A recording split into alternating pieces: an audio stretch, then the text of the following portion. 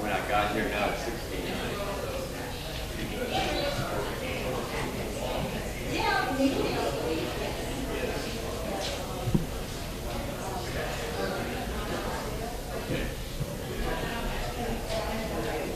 Okay, well, turn up to 71.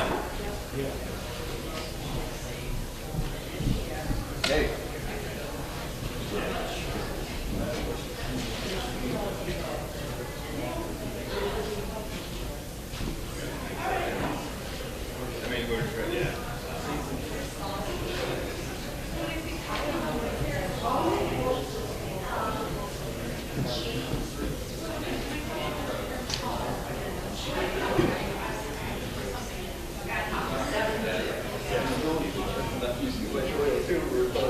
Yeah, one used to be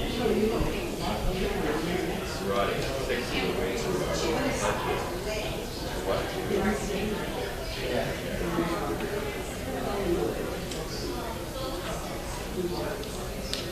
Some more.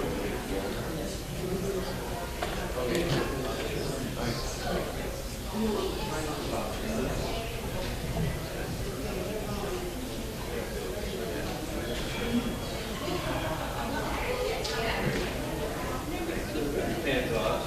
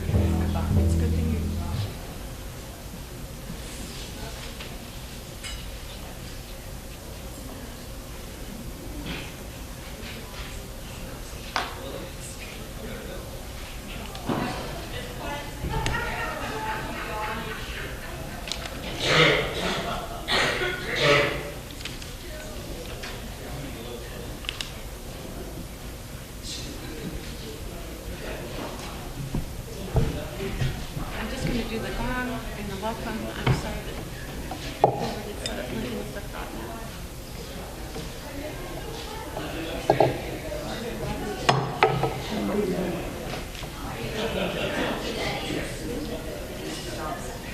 Yeah. So I'm watching my phone. I got a minute, and I guess this matters with the YouTube thing. Pardon me? The prelude comes first. Yes, we're going to do the gong first. Oh, should we start doing now?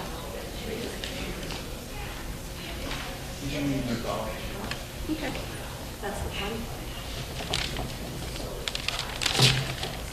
Do I hold it up? Hold it in the palm. Nope. No. Hold it. Hold it like the palm of your hand. And Don, try not to cup it because just the outside.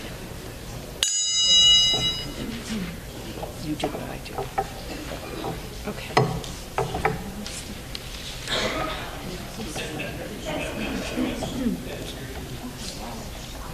Look at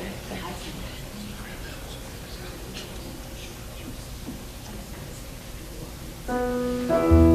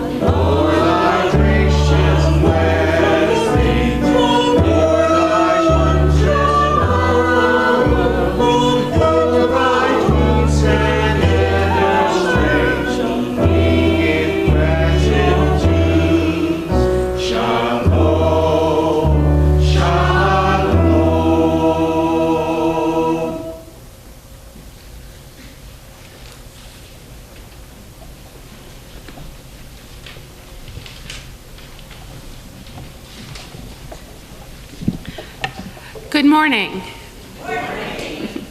And if we could say good morning to the people who are watching on YouTube. Good morning. Thank you. Welcome to the Keene Unitarian Universalist Church, or KUUC as we call it. My name is Rebecca McCoy, and I've been a UU since 1993. I've been coming to KUUC for about a year and a half. I've been a member since last May. Since I found this spiritual community, I've served on the Archives Committee, the Welcoming Committee, and I'm co-chair of the Worship Committee with Andy Johnson. I am proud that KUC is certified by the Unitarian Universalist Association as a welcoming congregation and a green sanctuary. The thing I most appreciate about KUC is that it is a community that prioritizes kindness and connection. We are delighted that you are here, whether you are here with us in our beautiful and historic sanctuary or watching us from home on a YouTube live stream. We welcome you here today, whoever you are, whomever you love, whatever you are on life's journey, you are welcome here. We hope you will find something in our service today that provides useful in your daily life and provides you with hope, grace, and energy for the week ahead. If you are new here or just feel new, we are glad you are here. Each week we designate an ambassador. They are here today to help you get to know our church, our faith, our community. You can ask them questions. Today our ambassador is Carol Mills. Carol? We also invite you to sign the guest book located at the front of the sanctuary, and we hope you will join us for coffee or tea in our parish hall following the service. The parish hall is just to the doors to my right. Also today, we have crafts, books, and greens left over from our green sale. The books are free, the others are, and the treats still require, to pay for them, but they're there. Please help us out. And please take books. Lastly, we welcome all children in our sanctuary. We believe that the sounds they make are sacred. Your cell phones, however, we appreciate more when they are silenced. Our minister, Rowan Van Ness, is away from the pulpit on maternity leave until February 1. We are so grateful to have Mary Heafy as our worship leader.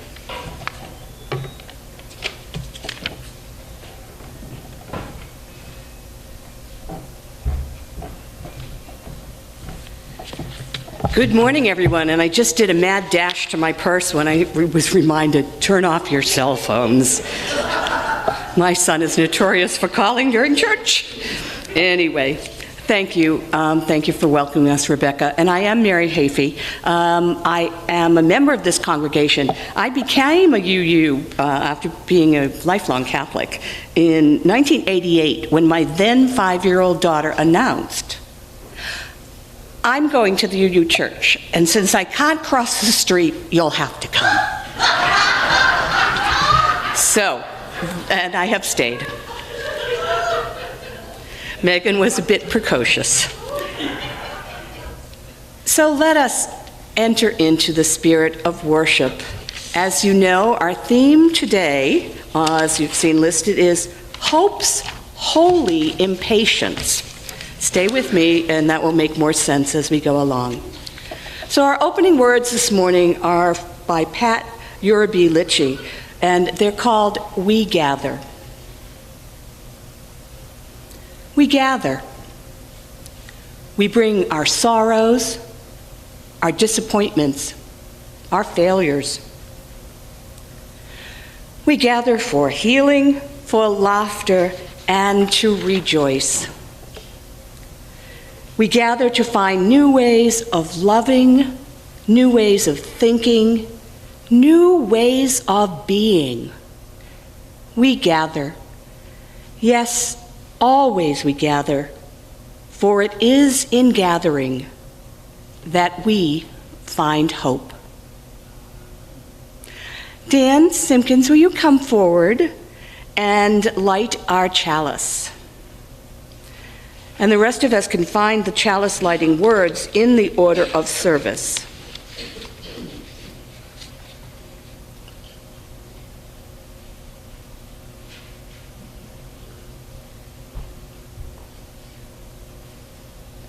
We kindle this flame to remind ourselves of the light of truth, the warmth of community, and the fire of commitment. Thank you, Dan. And if you go to the Gray Hymn Book, number 346, we will be singing, "Come, Sing a Song with Me." And please rise in body or in spirit.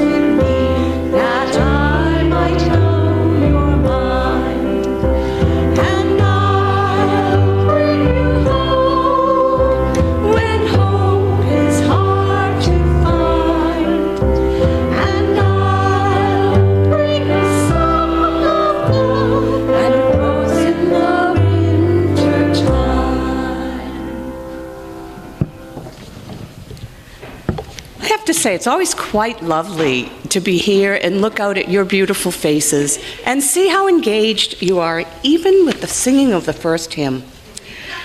So we're going to enter into the time for all ages, and there really are no pictures, so kids, you may want to just snuggle in with somebody you're sitting with, and we'll begin with the story, a little background on the story. So this story actually comes from our own UU history. And it's about a brilliant, modest, and remarkably still little-known inspirational UU named Louis Latimer, who literally created light for us. The son of escaped slaves, Louis became one of the first African-American inventors and helped found the Unitarian Universalist Church of Flushing, New York. So the story begins. Once upon a time, not too long ago, there was a boy named Louis Latimer. Louis didn't grow up with everything handed to him. In fact, life was often very hard. His parents escaped from slavery, and when he was little, his family sometimes had to move from house to house just to stay safe. Even though Louis didn't get to go to fancy schools, he loved to learn. He drew, he tinkered, he dreamed. And when he was only 16, he joined the Navy, lying about his age, because he wanted to help fight for freedom in the Civil War. When he came home from the war, he found a job in a law office that worked with inventions. And at first, he was just the office boy, as they were called, a kid who swept the floors and ran errands. But Louis had hope. He watched carefully, learned how to draw technical designs, and practiced late at night with tools that he bought for himself. Slowly but surely, he became so good at drawing inventions that he rose all the way to the top and became the head draftsman. But even then, he wasn't paid as much as the white workers. He could have given up. He could have decided that wasn't fair, and it wasn't. But instead, Louis kept choosing and making hope with his hands and his heart. One day, Louis helped Alexander Graham Bell design the very first telephone. Later, he worked on the electric light bulb. Now, I'm guessing everyone's heard of Thomas Edison, right? Well, Edison's first light bulbs burned out after just a couple of days. Not very practical and not very helpful, but Louis figured out how to make filaments, the inside of the bulb, last much longer. Because of him, light bulbs all around us and in your homes became something ordinary that families could actually use, as opposed to Thomas Edison's version. Think about that. The reason we can turn on a lamp in our homes today is partly and significantly because Louis Latimer never gave up, and because he chose hope where others saw only problems. But here's something important. Most history books don't include Louis Latimer's name. Why? Well, because he's black. Even though he helped change the world, many people ignored him. Yet Louis kept on shining. He was an amazing man. He wrote poems, he played music, he painted pictures. He even helped start the Unitarian Church in Queens, New York. His portrait still hangs there today. Louis once wrote about electric light, and I quote him, "Like the light of the sun, it beautifies all things on which it shines, and is no less welcome in the palace than in the humblest of homes." What I love about this story is how it reminds us that hope doesn't just appear.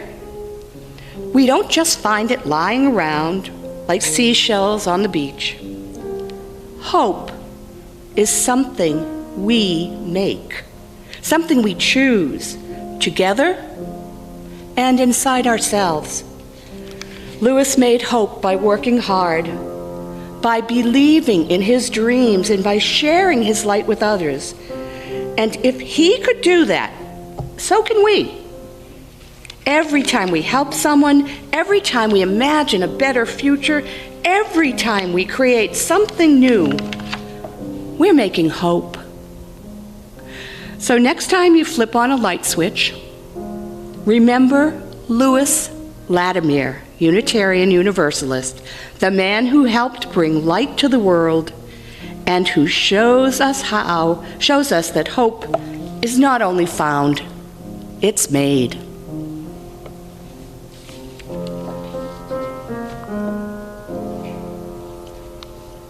And now we're going to sing our children out. The words are in the order of service, and they're probably also in your heart for many of you. Here they they come. As you go, may joy surround you. As you go, with peace, your arms with you always. As you go.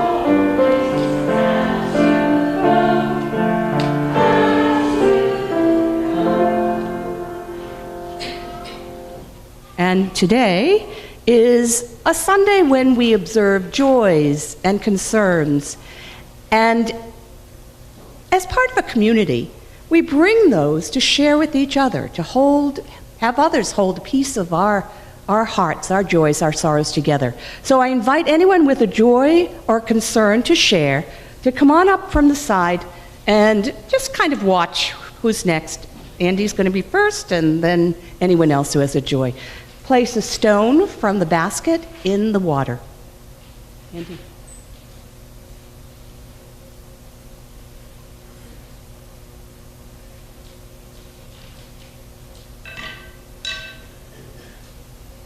I'm Andy Johnson. I'm going to put two stones. I've put two stones in today.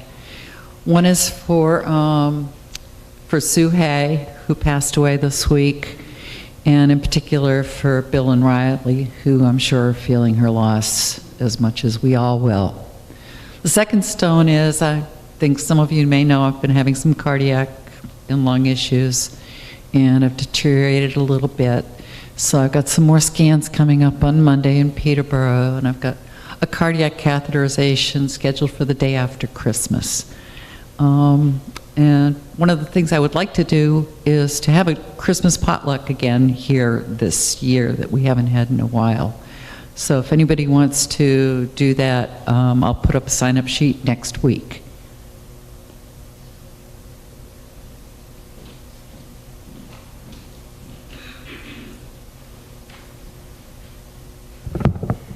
Hi, everybody.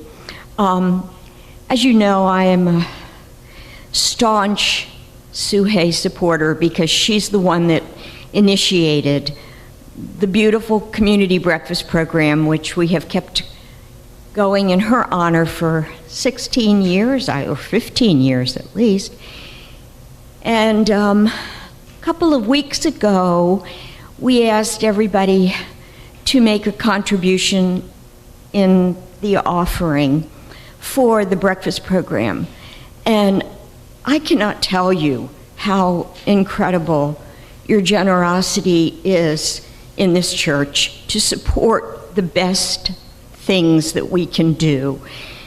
And we received like $1,150 from that offering. I'm still writing thank you notes, and I am just so grateful. And I wish you could see the gratitude and hear the expressions of gratitude from the people we serve. This one man walked up, we did our first breakfast last Monday, and this one fellow walked up and he went, I said, how are you doing? He said, I'm awesome, look at this. So it touches the hearts and the stomachs of so many people. Thank you again.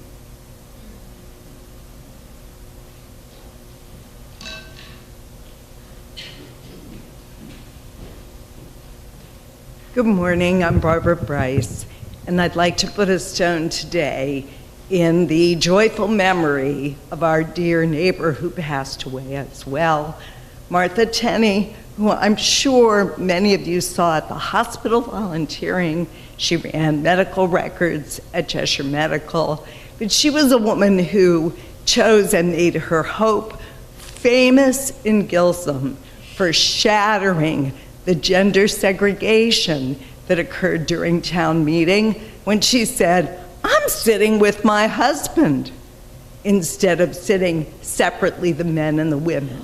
When she, oh my goodness. She also skydived at the age of 76 and then did it again when she was 90.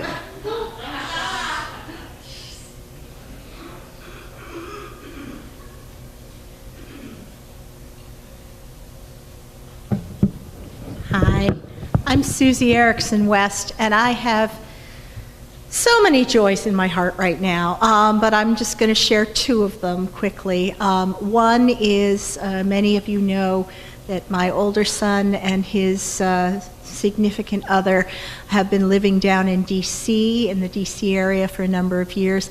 They have moved to Connecticut and are now 2.5 hours away instead of 9, which brings me great joy. I had Thanksgiving with them, and it was wonderful. And then my other great joy is that a week or so ago, I announced my retirement from Keene State College. And January 16th will be my last day there. So I'm very excited about what's to come. Thank you.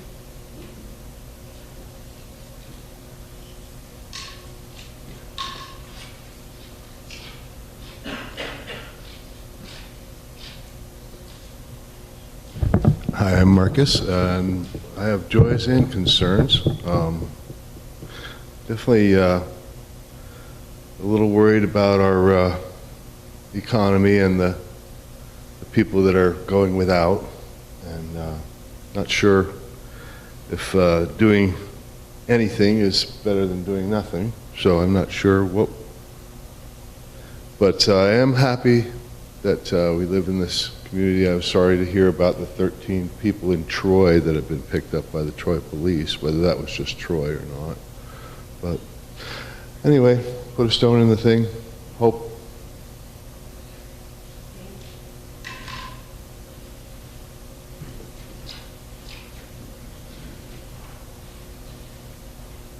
Hi, I'm Dan Simpkins. My wife Rebecca and I were having coffee yesterday morning with our friend Laura. And joy is that she's been treated for some time now for thyroid cancer, and her most recent test shows that she's now apparently cancer-free. But in the same conversation, she told us something that kind of blows me away. Apparently there's a schism in the Congregational Church that I didn't know about. She's been the organist in the Troy Congregational Church for 26 years and had a conversation with her pastor in which she expressed her support for female ministers and also her support for the LGBT community. And a few days later received an email. We'll no longer need you as an organist, and we don't even really want you to bring any flowers to us anymore.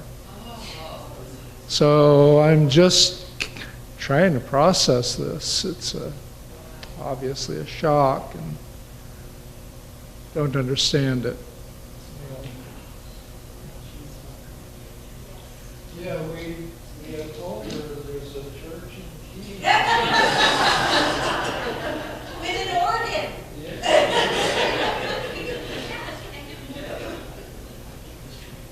My joy is not my joy, it's my mother's joy, but she's not as mobile as I am.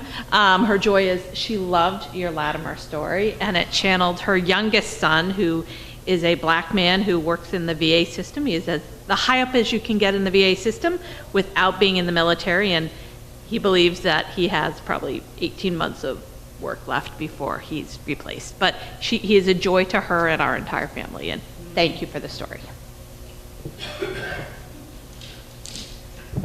And is there anyone who would like the microphone to come to them to express a joy or concern?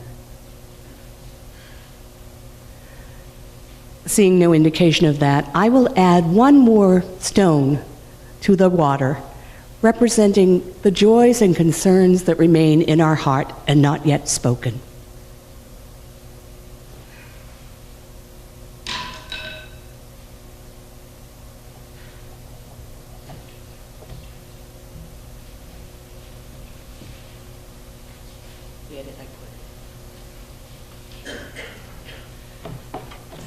And now is the time for our offering. And I think about the theme today of hope. And To me, it can be reflected in our offering. I invite you to be as generous as you are able, and then maybe a little bit more, to show your hope for our congregation. Would you come forward to take the offering?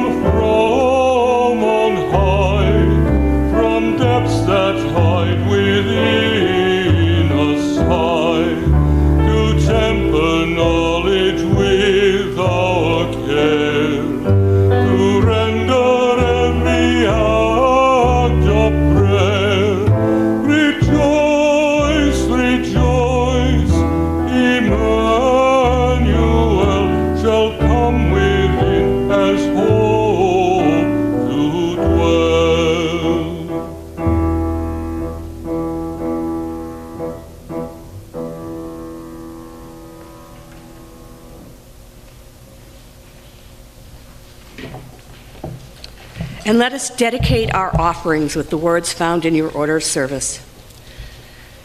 We dedicate these gifts in service of our mission: actively create compassionate community and work for a fair and peaceful world. So we move on to a prayer, and it's from Spilling the Light. This meditation manual was used last week as well, by Reverend Julia Jamaica Soto. And it's called, We Hold Hope Close. In this community, we hold hope close. We don't always know what comes next, but that cannot dissuade us. We don't always know what to do, but that will not mean that we are lost in the wilderness. We rely on the certainty beneath, the foundation of our values and our ethics. We are the people who return to love like a North Star, and to the truth that we are greater together than alone. Our hope does not live in some glimmer of an indistinct future. Rather, we know the way to the world of which we dream by covenant and the movement forward of one right action and the next. We know that one day we will arrive home. So I invite you to stay seated at this point and sort of think of this as a meditation continuing. We're going to sing hymn number 95, There's More Love Somewhere. And in some ways it's a zipper song. More love, more hope, more peace, more joy, and always more love. I'll prompt you, and let's meditate on the values listed.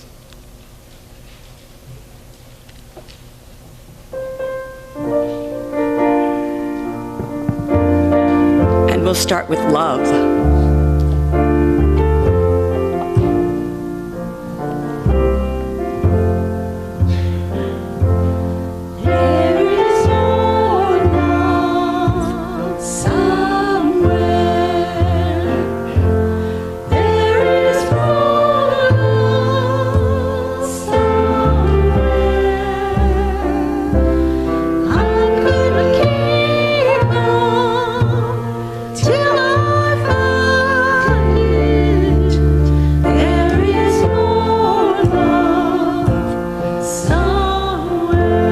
More hope. There is more hope somewhere. There is more hope somewhere. I'm gonna keep on till I find it. There is more hope. There is more peace. There is more peace somewhere. There is more peace somewhere. I'm gonna keep on till I find it. There is more peace somewhere. There is more joy. There is more joy somewhere. There is more joy somewhere. I'm gonna keep on till I find it. There is more joy somewhere. And of course, love. There is more love somewhere. There is more love somewhere. I'm gonna keep on till I find it. There is more love somewhere.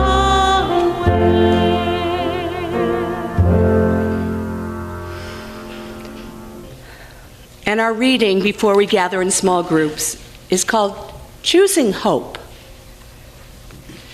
It's not always easy to hear well in this time of year, especially when it comes to hope. The dominant messages about hope are about hope offering us calm. The light will return. A new day is on the way.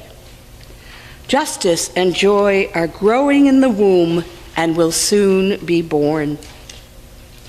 Hope, from this point of view, is a voice that reassures. It's a welcome whisper that says, yes, the sky may be dark now. Yes, the road you're on at this moment may be hard. But trust me, just over that horizon, there's a new world waiting for us all. This soothing message comes to us as a gift. During dark days, we all get tired. The fruits of our efforts are hard to see. The cold seems to have set in deep. We feel small and alone. So the promise that things will change offers us, quite frankly, some relief. We're released from the burden of believing that it's all up to me, or that we must be solving the problem now. It's a beautiful and a needed message. And theologians also remind us that it's only half of what hope is trying to say. Hope doesn't just whisper, "It will be different." It also shouts, "It should be different," and "It can be different." Yes, it speaks soothing words about trusting and waiting, but it also takes the form of a holy impatience. A holy impatience that declares, enough is enough. The time is now.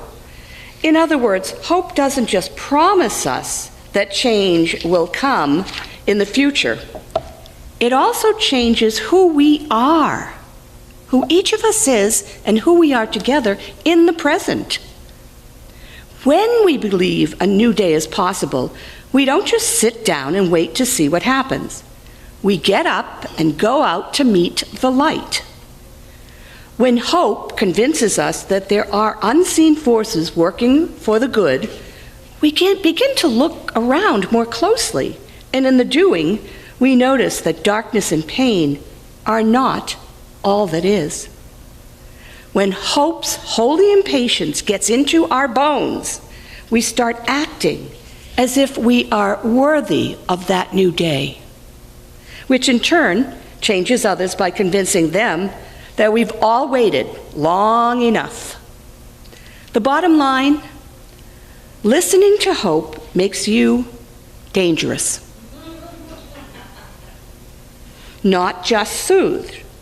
It doesn't relieve us of duty as much as it reminds us of the reality that is more complex, unruly, and open to change, more unruly, more complex, and more open to change than the pompously powerful want us to believe. Yes, hope reassures, but it also emboldens. It doesn't just offer us a promise, it gives us a push, or maybe a shove. But all of this happens only if we listen fully. So maybe the most important question this month is, are we listening to everything that hope has to say? So we are going to move in the sanctuary now. Oh, shoot, I forgot to put the chairs out. I can do that while you're moving. Oh, it's not written on my, I apologize. We are inviting, sit still. May I get chairs while the choir sings? Choir, please come forward with your gift of music. Thank you, Donna. I'll grab a bunch.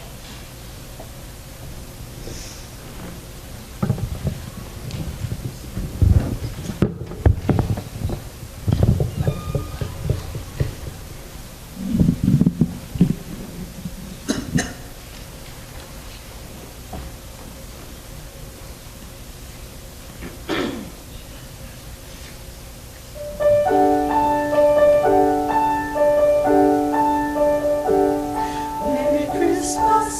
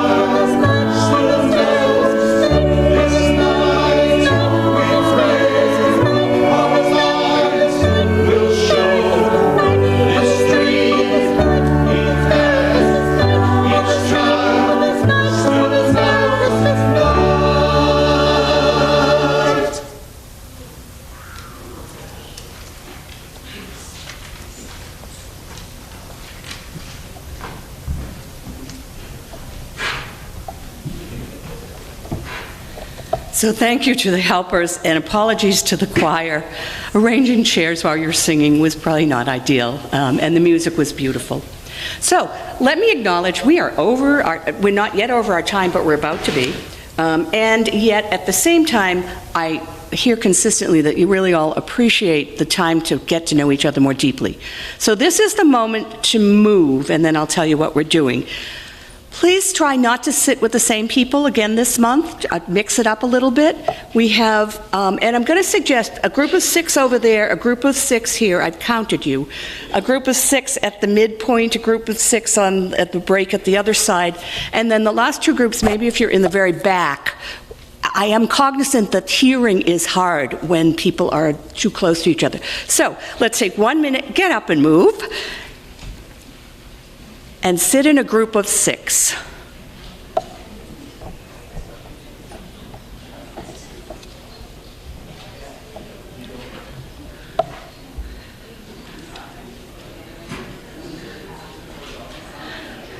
Boy, you're getting good at this. Except the ones who went into the kitchen.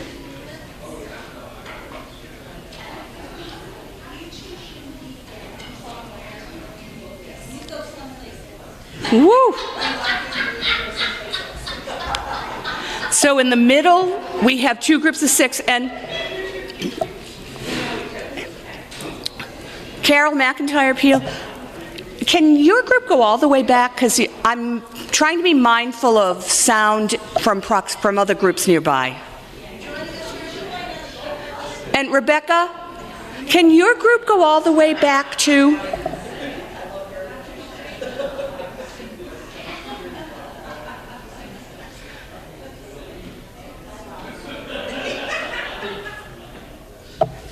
Okay. 6. Okay. As you're continuing to move, let me give you your instructions. Identify somebody to keep track of time, particularly this morning when I know that we are a bit over, or we will be after this. And each person, so here are the questions. They've been in your order of service. You may have seen them. Do you have an old hope that you want to bring back to life? And what would happen if your hope suddenly grew 1 size larger? So Grinch's heart, we want it to grow. We want your hope. And I am going to ask you just take a moment to think about that, and then each person will have 2 minutes. And the timekeeper will say, thank you, and the next person can start, okay? Do you have an old hope you want to bring back to life? If so, what is it? And what would happen if your hope suddenly grew 1 size larger? Go for it.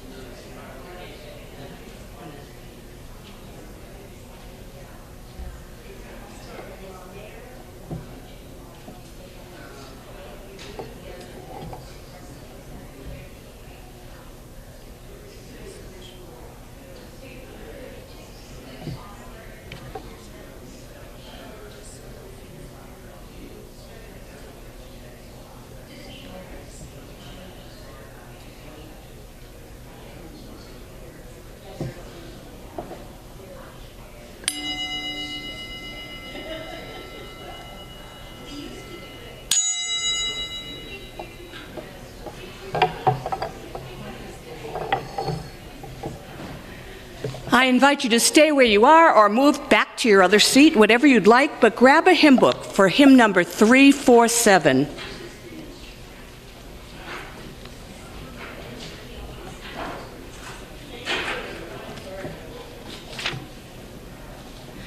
And the refrain is, gather in peace, gather in thanks, gather in sympathy now and then, gather in hope. Our theme for today.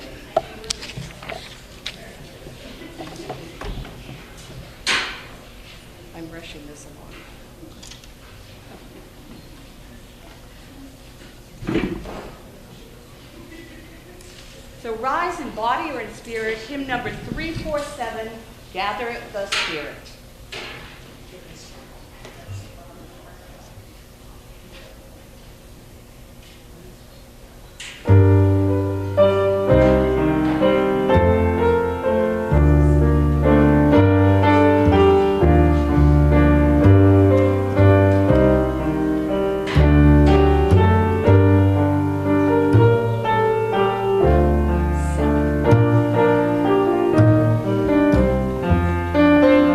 Three, 4, 7. Gather the Spirit, harvest the power. Our separate fires will kindle one flame. Witness the mystery of this hour. Our triumphs will be born, and all the same. Gather in peace.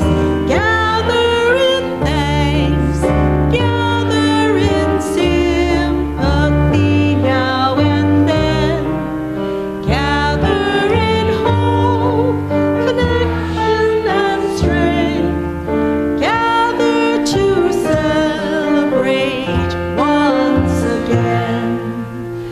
Come drink the Spirit in heart and mind, seeds of our sowing are laid in store, nurtured in love and conscience refined, which hope is ignited once more. Gather in peace, gather in thanks, gather in sympathy now and then, gather in hope, affliction and strength, gather to celebrate once again. Gather the Spirit growing in all, drawn by the moon and fed by the sun, winter to spring and summer to fall, the chorus of life resounding as one.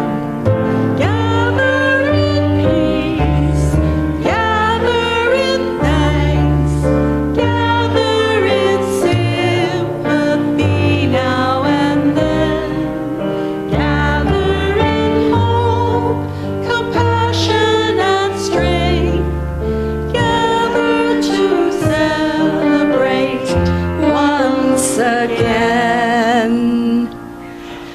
And Dan, Dan Simpson, will you return to the chalice? And everyone else can find the words in our order of service.